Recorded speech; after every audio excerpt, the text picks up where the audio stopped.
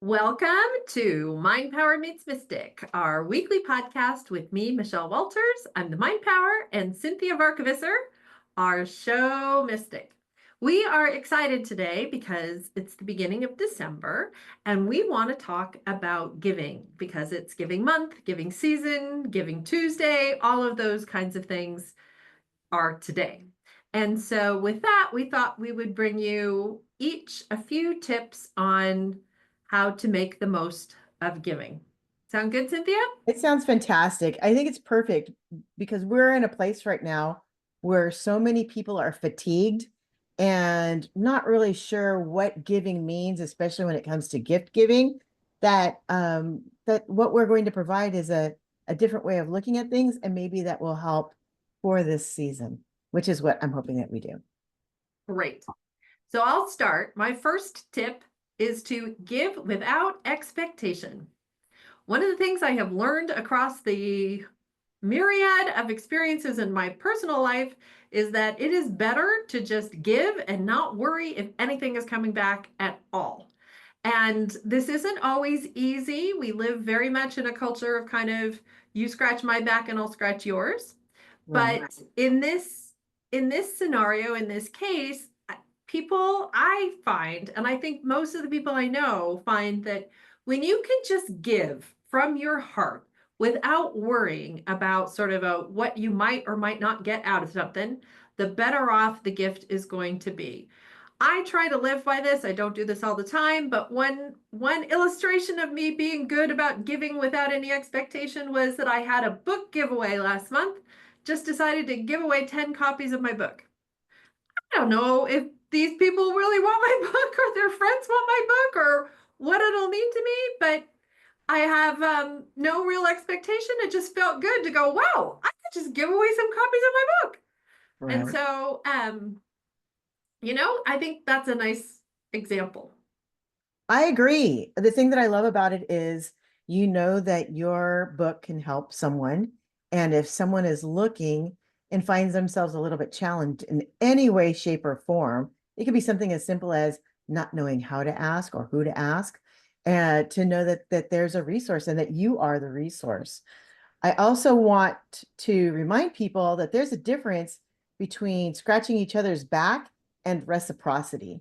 Reciprocity happens when you're being generous, and then in turn, my generosity um, feeds back into you, pours back into you. I I go to love reciprocity, which is so different than, tit for tat and all these things, right? And when I think about you, Michelle, and your giving, I have a Michelle Obama, another Michelle's quote, which is friendships between women, as many women will tell you, are built on 1,000 small kindnesses swapped back and forth and over again. beautiful. That's I who love that being is. Michelle Obama's namesake. She's Yeah, a you good are. person to have as one's namesake. Yeah. Cynthia, what's your tip for our listeners? Mine's on the similar path, which is to practice intentional generosity. Now, what you are saying is fantastic because sometimes we are feeling very generous and we just go ahead and give. I love that. Intentional generosity for me is knowing that I have something to give and someone is in need, and to to go ahead and give it to them. And that doesn't have to be material. The thing that I love is a lot of people call it love bombing. I know that there's a different, not so positive definition for love bomb, but for me, if I'm feeling it, it is writing a card, writing and sending a card, or leaving a voice message, which is actually my favorite, or a quick video of saying how much I love this person that I'm talking with and what they mean in my life. To me, that is intentional generosity. And the beauty about intentional generosity is that you're filling someone else up. And as I speak, I'm filling my own well as well. So You are a queen of the let me just send you a video to say how special you are and how much you mean to me. I have received a couple of these videos and they just make me feel glowy. They're just absolutely beautiful, Cynthia, and don't stop And encouraging more people to do this would just make more happiness and glowingness in the world. I agree. I agree. Yes, and I won't stop because it just feels so good. It feels so good. But let's talk about what else you have for giving. So I want to point out that giving is a form of leadership. When you give, you demonstrate that that is what a leader does. And as one of our friends says, generosity looks good on your brand. People like being around giving people. That is part of what it means to be human, is to give and to demonstrate that by giving, you are showing the signs of a leader. Leaders give. When you think about it, they're giving of themselves, they're giving of their energy, they're giving of their minds and their analytical skills, and they're giving to the situation. Now, I don't mean like leadership like, I don't know, a Napoleonic boss or something like that. But when you are giving from your heart of your very best nature, that is a beautiful form of leadership. And just like the world needs more of your happy little videos, I think the world needs more leadership as a means of giving. I agree. I agree. There's something really great about generosity. And I find it endearing when someone shares their story because there's a vulnerability there. And for me, vulnerability is strength and sexiness. And so I get to connect with someone and get more attracted to that person as they share, right? It's a really beautiful thing. I love that one. I love that one so much. Cinthia, what's your next tip? Mine's similar. It's mentor with meaning. This is for all the empaths out there who love to give advice. And I'm not saying that it's not with meaning, but it's with the intention to fix. And there's a difference between fixing and being generous and giving. Fixing is kind of two-sided. It's I'm tired of listening to this. I have the answer, or I'm really uncomfortable that you're uncomfortable. So let me just give you the answer instead of you trying to, you know, work out the problem, your challenge, so that you can really gain some valuable insight. Um, but I'm just super uncomfortable with you being super uncomfortable. Mm, Mentoring with meaning has to do with really acknowledging the person in front of them and talking about their special gifts, what they have to provide, if there's an appreciation there, and then from that space of generosity of building them up, helping them see that there are other paths to take rather than just getting stuck into the challenge. And then what's happening is that you're providing a space for someone to think differently, change their perspective, or maybe not. And that's okay too, because the mentoring with meaning is about providing an opportunity, right? And at the same time, really acknowledging the person who's really uncomfortable. I love it. I love it. I want to remind all of our listeners that they're listening to Mind Power Meets Mystic with me, Michelle Walters, and Cinthia Varkevisser, my co-host. Please subscribe, follow, share. We'd love it if you would join our little happy community here. Cinthia and I have a great time talking about things as well as welcoming some great guests, and we have some exciting guests coming up. With that, we'll go back to our theme today, which is all about giving season. My final tip for today is to give your time to what matters the most. And I think that of all of my tips, well, give without expectation was a good one, but giving your time to what matters most is a very valuable tip because so many of us don't do it. And that, it's one of the things that I'm trying to get better at, but I'm certainly not magnificent at. I see a lot of people, both in my personal and professional life, who don't really know what matters the most, haven't really thought about it. Some people just do what's fast and easy. Some people do what they like to do and don't do what matters the most.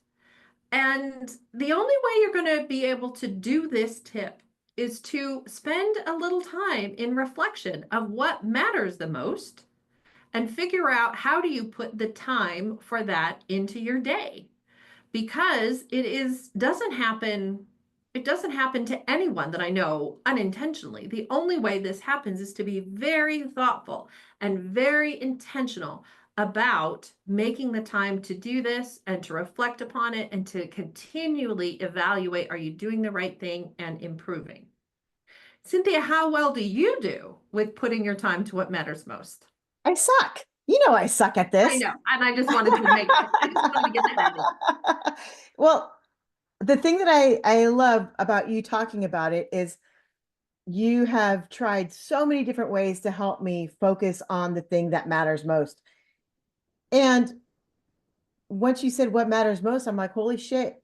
I just need to say what matters most and not worry about, is it what are the four? Is it important and urgent? Is it important, not urgent? The four. You're talking about the Einstein matrix, or not Right, Eisenhower matrix, which is a right, great way of thinking about things. But right, but sometimes that's even too much detail. Sometimes right, it's really a matter of, wow, I have 1 hour to focus on something today. What matters most? right. And choosing, the thing that you're going to work on during that hour to get that done. And I think this is why so many people why a good boss can be so helpful.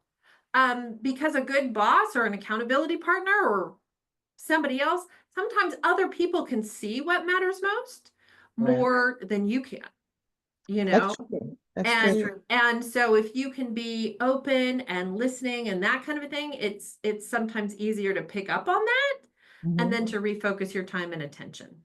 That is truth. You are my accountability partner. One of them, right? We have Yeah, more than one yeah, accountability group. yeah, we will too. The thing that I do like is, as you say, what do you got going on, Cinthia? What I end up focusing on are systems.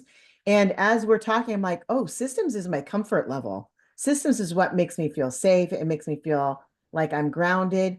And that's not always what's important, right? What's the most important thing? So I'm really glad that you're saying it and that you're putting it in this episode, because I'm learning. I'm like, oh my gosh, if I just put that phrase in, now I can go ahead and start organizing based What on that. matters most? Right. I can put my system around that.